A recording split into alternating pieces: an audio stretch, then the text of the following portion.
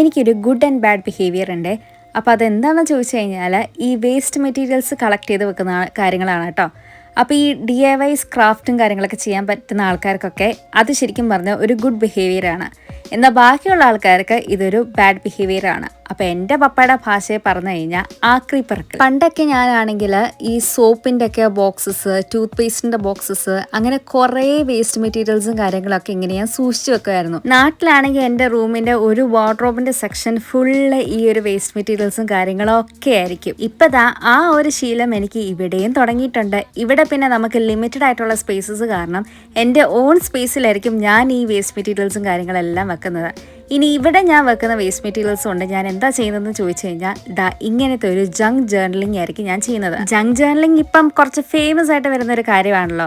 അപ്പോൾ ഇങ്ങനത്തെ കുറേ സാധനങ്ങളും കാര്യങ്ങളൊക്കെ എടുത്തിട്ട് നമ്മൾ ഇങ്ങനത്തെ ജേർണലിംഗ് രീതിയിൽ ഒരു മെമ്മറി ഒക്കെ ക്രിയേറ്റ് ചെയ്യുന്നതാണ് ജങ്ക് ജേർണലിംഗ്. ജേർണലിംഗ് ചെയ്യാൻ ഇഷ്ടമുള്ള ആൾക്കാർക്ക് ഈ ജേർണലിംഗ് ഒക്കെ എന്തായാലും ഇഷ്ടപ്പെടാറുണ്ട്. അപ്പോൾ ഇതിനകത്ത് ഞാൻ ജങ്ക് മെറ്റീരിയൽസ് മാത്രമല്ല കേട്ടോ, ഇതിൻ്റെ കൂടെ അതിൻ്റെ രീതിയിലുള്ള മെമ്മറീസും കാര്യങ്ങളൊക്കെ ഞാൻ ഫോട്ടോ എടുത്തിട്ടും അതും ഞാൻ പേസ്റ്റ് ചെയ്ത് വെക്കുന്നുണ്ട്. പിന്നെ അതിന് കുറച്ചേറെ പാരഗ്രാഫ്സും കാര്യങ്ങളൊക്കെ ഞാൻ എഴുതി വെക്കാറുണ്ട്. എൻ്റെ അന്നത്തെ ദിവസം എങ്ങനെയായിരുന്നു എന്നുള്ള കാര്യങ്ങളൊക്കെ.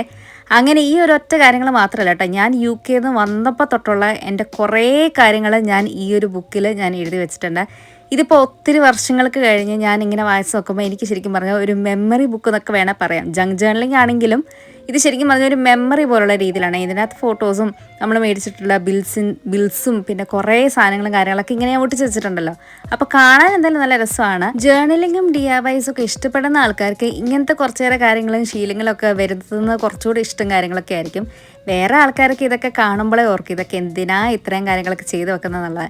ഇഷ്ടമുള്ള ആൾക്കാർ ഇഷ്ടമുള്ള കാര്യങ്ങൾ ചെയ്യുന്നത് നല്ല കാര്യങ്ങളല്ല. അപ്പോൾ ഈ ഒരു റൈറ്റിങ്ങും കാര്യങ്ങളൊക്കെ കാണുമ്പോഴേ നിങ്ങൾക്ക് മനസ്സിലായി കാണുമല്ലോ ഇത് ഞാൻ എന്തുവാ ജേർണലിംഗ് ചെയ്യുന്നതെന്നുള്ളത്. ഇത് ഞാൻ ലാവെൻഡർ ഫാമിൽ പോയ രീതി കാര്യങ്ങളൊക്കെയാണ് കേട്ടോ ഞാൻ ഈ ജേർണൽ ചെയ്ത് വെച്ചേക്കുന്നത്.